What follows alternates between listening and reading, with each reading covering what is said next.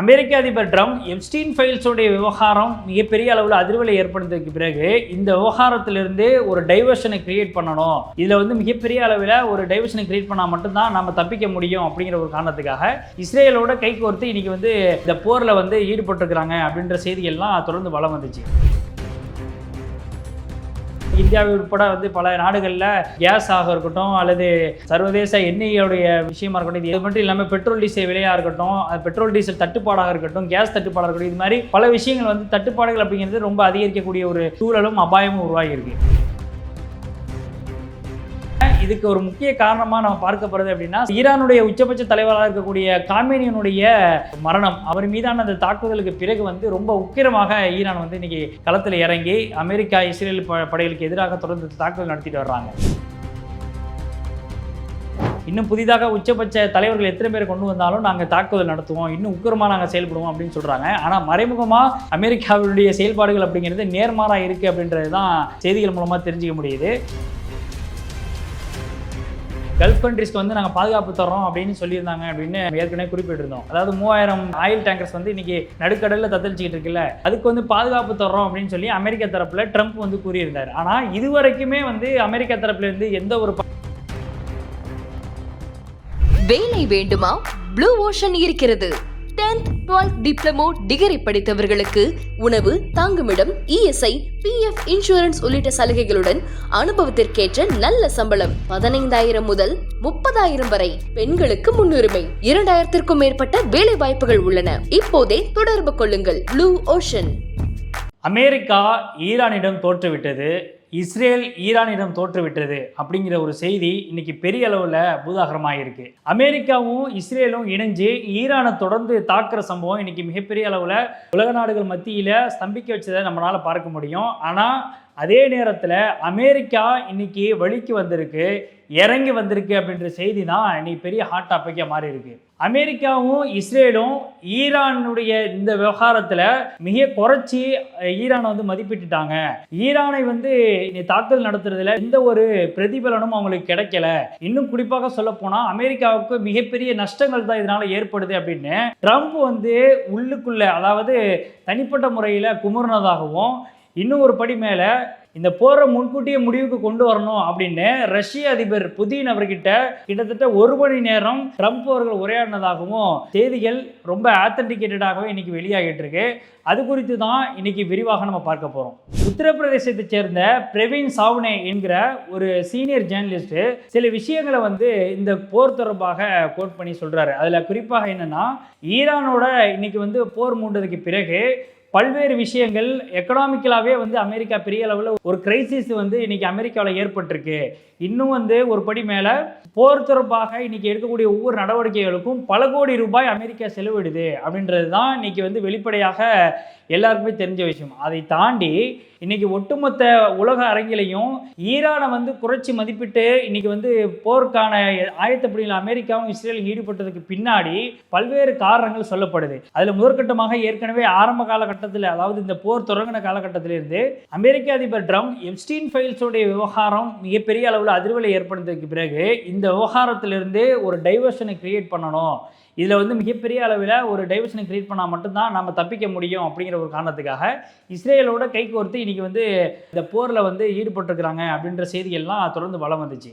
அதை தாண்டி senior journalist Praveen சாங்கே என்ன சொல்கிறாரு அப்படின்னா, இன்றைக்கி புதின் கூட, ரஷ்ய அதிபர் புதின் கூட கிட்டத்தட்ட 1 மணி நேரம் அமெரிக்க அதிபர் பேசியிருக்கிறாரு. அந்த உரையாடலில் பல்வேறு விஷயங்களை அதில் பேசப்பட்டிருக்கு. இன்னும் ஒரு படி மேலே இந்த போரை முன்கூட்டியே முடிவுக்கு கொண்டு வரணும் அப்படின்னு பேசியிருப்பதாக அவர் குறிப்பிட்றாரு. அதையோடு சேர்த்து இந்த ஸ்ட்ரைட் ஆஃப் ஹார்மோஸ் அப்படிங்கிற ஒரு இடத்துல இன்றைக்கி ஈரான் பிளாக் பண்ணி வச்சுருக்கிறாங்க. அதாவது ஸ்ட்ரைட் ஆஃப் ஹார்மோஸ் அப்படின்னா அது ஹார்மோஸ் நீரிணை அப்படின்னு சொல்கிறாங்க. அது கடல் வழியாக ஒவ்வொரு நாடுகளுக்கும் கச்சா எண்ணெய் கொண்டு போகக்கூடிய அது வழித்தடம். பெரும்பாலும் கல்ஃப் கண்ட்ரிஸ்லேருந்து பல நாடுகளுக்கு, குறிப்பாக ஆசிய நாடுகளான இந்தியா, சைனா, இந்த மாதிரியான நாடுகள்லாம் இருக்குல்ல, இல்லை இந்தியா குறிப்பாக அதில் முக்கியத்துவம் பெறுது. அதே போன்று கல்ஃப் கண்ட்ரீஸில் பல இடங்களில் அந்த வழியாக தான் கப்பல் மூலமாக கச்சா எண்ணெய் கொண்டு போகப்பட்டிருக்கு. அந்த இடத்த பிளாக் பண்ணி ஈரான் ஒரு த்ரெட்டனை அமெரிக்காவுக்கும் இஸ்ரேலுக்கும் கொடுத்துருக்குறாங்க. அதில் எந்த ஒரு கப்பலும் வந்து அந்த ஹார்மோஸ் வழியாக கடந்து போணுச்சு அப்படின்னா நாங்கள் வந்து அட்டாக் பண்ணுவோம். இன்னும் ஒரு படி மேலே அமெரிக்காவோடையும் இஸ்ரேலோடையும் யார் வந்து நட்புறவை துண்டிச்சு அவங்களுடைய தூதர்களை வெளியில் அனுப்புகிறாங்களோ அவங்களுக்கு மட்டும்தான் நாங்கள் அனுமதி கொடுப்போம் அப்படின்னு சொல்லி இன்னைக்கு அந்த இடத்த பிளாக் பண்ணி வச்சிருக்காங்க. கிட்டத்தட்ட 3000க்கும் மேற்பட்ட இந்த கச்சா எண்ணெய் டேங்கர்கள் வந்து அங்கங்கே நடுக்கடல்களே வந்து நிறுத்தி வைக்கப்பட்டிருக்கு கப்பல்களில். இது எல்லாமே வந்து பெரிய அளவில் அதிர்வலை ஏற்படுத்திட்டு இருக்கு. நாடு முழுக்க இன்னைக்கு இந்தியாவை உட்பட வந்து பல நாடுகளில் கேஸ் ஆக இருக்கட்டும் அல்லது சர்வதேச எண்ணெயோடைய விஷயமா இருக்கட்டும், இது மட்டும் இல்லாமல் பெட்ரோல் டீசல் விலையாக இருக்கட்டும், பெட்ரோல் டீசல் தட்டுப்பாடாக இருக்கட்டும், கேஸ் தட்டுப்பாடாக இருக்கட்டும், இது மாதிரி பல விஷயங்கள் வந்து தட்டுப்பாடுகள் அப்படிங்கிறது ரொம்ப அதிகரிக்கக்கூடிய ஒரு சூழலும் அபாயமும் உருவாகி இருக்கு. அப்போ இதுக்கெல்லாம் மூல காரணம் இந்த எண்ணெய் வரத்து அப்படிங்கிறது மிகப்பெரிய அளவில் குறைஞ்சதும், இன்னொரு படி மேலே கல்ஃப் கண்ட்ரீஸில் எண்ணெயுடைய உற்பத்தியை வந்து முற்றிலுமாக குறைச்சிருக்கிறாங்க. ஏன்னா அங்கே ஒரு சில கல்ஃப் கண்ட்ரி, அதாவது கத்தார், அபுதாபி, அமீரகம் இது மாதிரியான இடங்களில் வந்து அமெரிக்காவுக்கு சொந்தமான இடங்களில் டார்கெட் பண்ணி ஈரான் வந்து தாக்குதலை மேற்கொண்டாங்க. அதே மாதிரி எண்ணெயெல்லாம் எங்கெல்லாம் உற்பத்தி செய்யப்படுதோ, கச்சா எண்ணெய் உற்பத்தி செய்யப்படுதோ அந்த இடங்களையும் டார்கெட் பண்ணி ஈரான் வந்து தாக்குதல் நடத்தியிருக்கிறாங்க. இப்போ இது எல்லாமே வந்து மிகப்பெரிய அளவில் அவங்களுக்கு பெரிய அளவில் ஒரு பேக் ஃபேர் ஆகிருக்கு. இது பின்விளைவுகள் எல்லாமே வந்து ரொம்ப மோசமானதுனால கச்சா எண்ணெயுடைய உற்பத்தியை வந்து முற்றிலுமாக அவங்க குறைச்சிருக்கிறாங்க. இது எல்லாமே வந்து தான் ஒட்டுமொத்த நாடுகள் மத்தியிலேயே வந்து ஒரு பெரிய அளவில் ஒரு தட்டுப்பாடு அப்படிங்கிற ஒரு விஷயம் வந்து இன்றைக்கி அதிகரிக்க செஞ்சுருக்கு. இது எல்லாத்தையும் கன்சிடர் பண்ணி தான் அமெரிக்கா வந்து இன்றைக்கி இறங்கி வரக்கூடிய ஒரு சூழல் உருவாகியிருக்கு. ரஷ்ய அதிபர் புதின் கூட அவர் பேச்சுவார்த்தை நடத்துனதன் மூலமாக இன்றைக்கி ரஷ்யா மூலமாக ஈரான்கிட்ட பேச்சுவார்த்தை நடத்தி இந்த போருக்கு ஒரு முடிவு கொண்டு வரணும் அப்படின்னு அமெரிக்காவுடைய ட்ரம்ப் வந்து இன்றைக்கி மும்முரமாக அதில் இறங்கியிருக்காரு அப்படின்ற செய்திகள் தான் வெளியில் வந்துக்கிட்டு இருக்கு. இதில் கல்ஃப் கண்ட்ரிஸ் வந்து இன்றைக்கி பெரிய அளவில் அஃபெக்ட் ஆனதுக்கு பிறகு அமெரிக்கா கிட்ட அவங்க பாதுகாப்பு கேட்குறாங்க. அதாவது கல்ஃப் கார்ப்பரேஷன் கவுன்சில் லீடர்ஷிப் மூலமாக அமெரிக்கா கிட்ட பாதுகாப்பு கேட்கும்போது நாங்கள் வந்து உங்களுக்கு பாதுகாப்பு தரோம் அப்படின்னு சொல்லி அமெரிக்கா சொன்னிச்சு. ஆனால் அமெரிக்கா வந்து அந்த கல்ஃப் கண்ட்ரிஸ்க்கு வந்து உரிய பாதுகாப்பு கொடுக்கல அப்படின்ற ஒரு குற்றச்சாட்டை தான் இன்றைக்கி கல்ஃப் கண்ட்ரிஸ் மத்தியிலே வந்து வைக்கிறாங்க. ஏன்னா அமெரிக்கா உடைய இராணுவ தளவாடங்களுக்கு இப்போ நாங்கள் பாதுகாப்பு கொடுக்குற மாதிரி ஆயிடுச்சு அப்படின்ற ஒரு விஷயத்தை தான் இன்றைக்கி கல்ஃப் கண்ட்ரிஸ் மத்தியில் அதிகாரிகள் வந்து சொல்லக்கூடிய விஷயமா இருக்குது. இதை தாண்டி ஒவ்வொரு விஷயத்தையும் நம்ம கோட் பண்ணி பார்க்கும் பொழுது இந்த விவகாரத்தில் வந்து ஈரான் வந்து மும்முரமாக நிற்பதற்கு முழு காரணம் தன்னுடைய நாட்டினுடைய வலிமை இதன் மூலமாக ப்ரூவ் பண்ணியிருக்கிறாங்க. அது மட்டும் இல்லாமல் இதுக்கு ஒரு முக்கிய காரணமாக நம்ம பார்க்கப்படுறது அப்படின்னா ஈரானுடைய உச்சபட்ச தலைவராக இருக்கக்கூடிய காமேனியினுடைய மரணம். அவர் மீதான அந்த தாக்குதலுக்கு பிறகு வந்து ரொம்ப உக்கிரமாக ஈரான் வந்து இன்றைக்கி களத்தில் இறங்கி அமெரிக்கா இஸ்ரேல் படைகளுக்கு எதிராக தொடர்ந்து தாக்குதல் நடத்திட்டு வர்றாங்க. அது மட்டும் இல்லாமல் ஈரானில் இருக்கக்கூடிய ஒரு பள்ளியை வந்து டார்கெட் பண்ணி கிட்டத்தட்ட 165 பெண் குழந்தைகள் வந்து உயிரிழந்த சம்பவம்லாம் பார்க்க முடிஞ்சுது. அது மிகப்பெரிய அளவில் ஈரான் அரசுக்கு வந்து பெரிய அளவில் கோபத்தை ஏற்படுத்துச்சு. இது எல்லாம் காரணம் காட்டி தான் மிகப்பெரிய பலத்தை முற்றிலுமாக இந்த இராணுவ பலங்களை வந்து எல்லாத்தையுமே வந்து இன்னைக்கு அமெரிக்காவுடைய படைகளுக்கு எதிராகவும் இஸ்ரேல் படைகளுக்கு எதிராகவும் இன்னைக்கு வந்து ஈரான் காமிச்சிக்கிட்டு இருக்கு. இன்னும் ஒரு படி மேலே இந்த விஷயங்களுக்கு எல்லாமே வந்து மிகப்பெரிய அளவில் பொருள் செலவுகள், ஏற்கனவே நான் குறிப்பிட்டது போல் அமெரிக்கா கோடிக்கணக்கில் வந்து இன்றைக்கி இராணுவ விஷயங்களுக்காக இந்த இராணுவ விவகாரங்களுக்காக செலவிட்டு இருக்கிறாங்க. ஆனால் ஈரான் வந்து இந்த வியூகங்கள்லாம் பயன்படுத்தி சில யுக்திகளை கையாண்டுகிட்டு இருக்கிறாங்க. இது என்ன யுக்திகள்லாம், ஃபேக்காக வந்து ஹெலிகாப்டர்ஸ், அதாவது இராணுவ ஹெலிகாப்டர்ஸ் வந்து கிரியேட் பண்ணி அனுப்புறது, அதே மாதிரி இராணுவ பீரங்கிகள் ஃபேக்காக, அதாவது ஒரு பலூன் மாதிரியான ராட்சச பலூன் மாதிரியான ஒரு கிரியேட் பண்ணக்கூடிய பீரங்கிகளை கிரியேட் பண்ணுறது, இது மாதிரியான விஷயங்களுக்கு எல்லாம் வந்து குறைந்த அளவு தான் செலவாகும். ஆனால் அதுக்கு வந்து மிகப்பெரிய அளவில் எதிர்த்தாக்குதல் நடத்துறேன்னு சொல்லி அமெரிக்கா என்ன பண்ணுறாங்கன்னா தாக்குதல் நடத்தும் பொழுது அவங்க கிட்டத்தட்ட கோடிக்கணக்கான ரூபாய் செலவிடப்பட்ட இராணுவ ஏவுகணைகளை கொண்டு செலவிடுறாங்க. ஆனால் இவங்க வந்து வெறும் குறைந்தபட்ச ஒரு பொருட்செலவுகளை வச்சு தான் வந்து ஈரான் வந்து அட்டாக்கை அதை எதிர்கொண்டுகிட்டு இருக்காங்க. இது வந்து ஒரு புது யுக்தியாக பார்க்கப்படுது. இந்த வரிசையில் நம்ம பார்க்கும் பொழுது கிட்டத்தட்ட முன்னாடி நான் குறிப்பிட்டது போல் 3000 டேங்கர்ஸ் ஆயில்களை வந்து இன்றைக்கி நடுக்கடலில் தத்தளிச்சிக்கிட்டு இருக்கு அப்படின்றத நம்மளால் பார்க்க முடியுது இல்லையா? அப்போது இந்த கடல்களில் தத்தளிக்கக்கூடிய இந்த ஆயில்களுக்கு என்ன உத்தரவாதம் அப்படின்னு சொல்லி உலக நாடுகள் மத்தியில் வந்து மிகப்பெரிய அளவில் ஒரு கேள்வி எழுப்பினாங்க. அந்த கம்பெனிஸும் வந்து இன்சூரன்ஸ் கம்பெனிகளையே நாடி போனாலும் கூட அவங்க வந்து இன்சூரன்ஸ் வந்து கிட்டத்தட்ட 600% மேலே வந்து இன்சூரன்ஸோடைய ப்ரீமியம்ஸை, அதாவது இன்சூரன்ஸோடைய அந்த செலுத்தக்கூடிய தவணை தொகை இருக்குல்ல, அதை கடுமையான முறையில் 600% வரைக்கும் ஏற்றிருக்கிறாங்க. இருந்தாலும் கூட இந்த இன்சூரன்ஸை கிளைம் பண்ணுறதுக்கான விஷயம் அப்படின்னு பார்த்தா இன்றைக்கி வந்து மற்ற அந்த கம்பெனிஸ் இருக்கக்கூடிய எல்லா நாடுகளுமே, அந்த இன்சூரன்ஸ் கம்பெனி இருக்கக்கூடிய நாடுகள் எல்லாமே வந்து அதை கைவிட்டுட்டாங்க. எப்படின்னா எங்களால் வந்து இந்த இன்சூரன்ஸை கிளைம் பண்ணி கொடுக்க முடியாது அப்படின்னு சொல்லி. அப்போ யாருமே இதுக்கு வந்து உத்தரவாதம் கொடுக்கல. ஒரு அஷூரன்ஸ் கொடுக்காம தான் இன்றைக்கி எல்லா நாடுகளும் வந்து இந்த டேங்கர்ஸை வந்து நடுக்கடலில் விட்டுருக்குறாங்க. அப்போது இதுவும் வந்து மிகப்பெரிய அளவில் இந்த ஆயில் நிறுவனங்களுக்கு பெரிய அளவிலான ஒரு நஷ்டத்தை ஏற்படுத்தக்கூடிய ஒரு விஷயமாகவும் பார்க்கப்படுது. இப்போ அமெரிக்கா வந்து இதில் ஏற்கனவே நான் குறிப்பிட்டது போல் ஓவராலாக வந்து கல்ஃப் கண்ட்ரிஸ்க்கு வந்து நாங்கள் பாதுகாப்பு தர்றோம் அப்படின்னு சொல்லியிருந்தாங்க அப்படின்னு நம்ம ஏற்கனவே குறிப்பிட்டிருந்தோம்.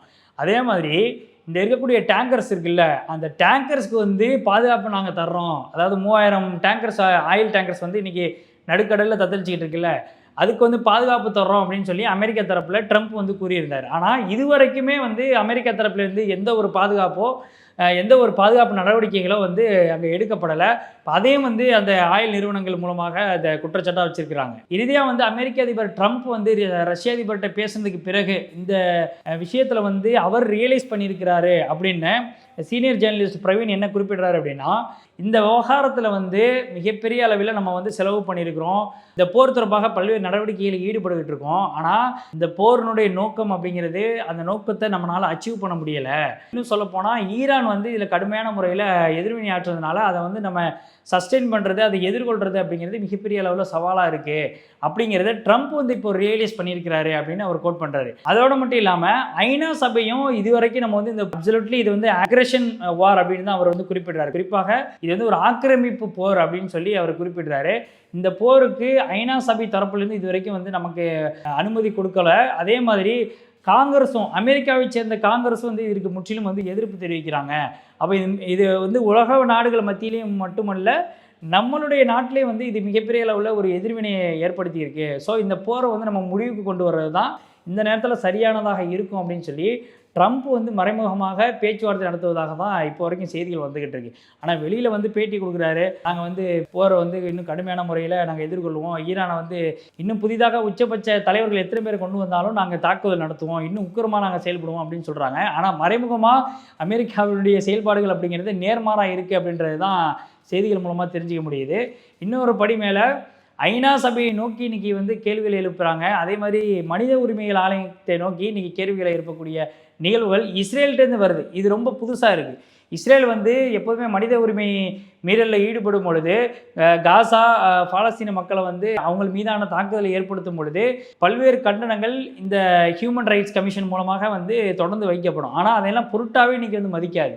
ஆனால் இஸ்ரேல் வந்து இப்போது இஸ்ரேல் மீது தாக்குதல் நடத்துது ஈரான் அப்படின்னு சொல்லி இன்றைக்கி கடுமையான முறையில் தாக்குதல் நடத்தும் பொழுது அதை எதிர்கொள்ள முடியாமல் இன்றைக்கி வந்து ஈரான் இஸ்ரேல் மீது தாக்குதல் நடத்துது, இப்போ மனித உரிமை ஆணையம் என்ன பண்ணுது அப்படின்னு சொல்லி கேள்வி எழுப்புகிறாங்க. இப்போ இது எல்லாமே வந்து ஒட்டுமொத்த உலக அரங்கிலையும் வந்து ரொம்ப உன்னிப்பாக கவனிக்க வேண்டிய விஷயமா பார்க்கப்படுது. ஏன்னா இஸ்ரேல் வந்து என்றைக்குமே ஐநா சபையையோ அல்லது வந்து மனித உரிமை ஆணையத்தையே வந்து பெருசாக பொருட்டாகவே நினச்சதில்லை. ஆனால் இப்போ வந்து அவங்கள்ட்ட இறங்கி வந்து கேட்குற அளவுக்கு கெஞ்சுற அளவுக்கு இன்றைக்கி வந்து இஸ்ரேல் மாறி இருக்கு. அப்போது இன்றைக்கி மிகப்பெரிய அளவில் ஈரானுடைய இந்த தாக்குதல் இஸ்ரேலில் பெரிய அளவில் வந்து அதிர்வலை ஏற்படுத்தி இருக்கு. குறிப்பாக சொல்லப்போனால் அவங்களுடைய மெயினான நகரமான டெல் அவீவ் அப்படிங்கிற ஒரு நகரத்திலாம் வந்து கடுமையான முறையில் ஈரான் வந்து தாக்குதலை மேற்கொண்டிருக்கிறாங்க. இன்னும் ஒரு படி மேலே நெதன்யாகு அவர்களுடைய இஸ்ரேலுடைய அதிபர் நெதன்யாகுவுடைய அலுவலகத்திலையும் வந்து இந்த தாக்குதல் அப்படிங்கிறது நடந்திருக்கு. அந்த செய்திகள்லாம் இப்போ ஒன்று ஒன்றா வெளியில் வந்துக்கிட்டு இருக்கு. இப்போ இதற்கு முடிவுரையாக இந்த போரை நிறுத்தினா மட்டும்தான் ஒட்டுமொத்த உலக நாடுகள் மத்தியிலையும் வந்து ஒரு அமைதியை ஏற்படுத்த முடியும். இன்னும் ஒரு படி மேலே இந்த போர் அப்படிங்கிறது ஒரு வார காலம் அப்படிங்கிறது இன்னும் நீடிச்சிச்சு அப்படின்னா இந்தியா மட்டும் இல்லாமல் ஒட்டுமொத்த உலக நாடுகளும் பொருளாதார ரீதியாகவும் சரி, இன்னும் அடிப்படை தேவைகளை கூட பெற முடியாத அளவுக்கு ஒரு சூழல் ஏற்படும். அந்தளவுக்கு ஒரு நிதிச்சுமையாக இருக்கட்டும், எக்கனாமிக்கலாக பொருளாதார ரீதியாக ஏற்படக்கூடிய அந்த நெருக்கடியாக இருக்கட்டும், கடுமையான முறையில் வந்து வீழ்ச்சி அடைவதற்கான வாய்ப்புகளும் இருக்குது அப்படின்ற அரசியல் நோக்கர்கள் மட்டும் இல்லாமல் பொருளாதார நிபுணர்களும் சரி பல்வேறு தரப்பிலிருந்து இதை முன் வச்சுட்டு இருக்காங்க. இந்த போர் அப்படிங்கிறது என்றைக்குமே தனி மனித குறிப்பாக சொல்லப்போனால் சுதந்திரமாக வாழக்கூடிய மக்களுக்கு, சாதாரண அப்பாவி மக்களுக்கு வந்து என்றைக்குமே இது வந்து விமோச்சனத்தை தராது. இது முற்றிலுமாக அவங்களுக்கு இழப்பை தான் ஏற்படுத்தும் அப்படிங்கிறதுல எந்த ஒரு மாற்று கருத்து இல்லை. அப்படி இந்த போர் விரைவில் முடிவுக்கு வரணும் அப்படின்னு தான் எல்லா நாடுகள் வசிக்கக்கூடிய மக்களும் வந்து கேட்டுக்கிட்டு இருக்கிறாங்க. அதே மாதிரி அவங்களும் முறையிட்டுக்கிட்டு வர்றாங்க. இந்த போர் அப்படின்றது விரைவில் முடிவுற்றால் மட்டும்தான் எல்லா நாடுகளுக்கும் விமோச்சனம் கிடைக்கும், எல்லா சாதாரண மக்களும் நிம்மதியாக வாழ முடியும் அப்படிங்கிறது தான் இந்த வீடியோ மூலமாக நாம் சொல்லக்கூடிய கருத்து.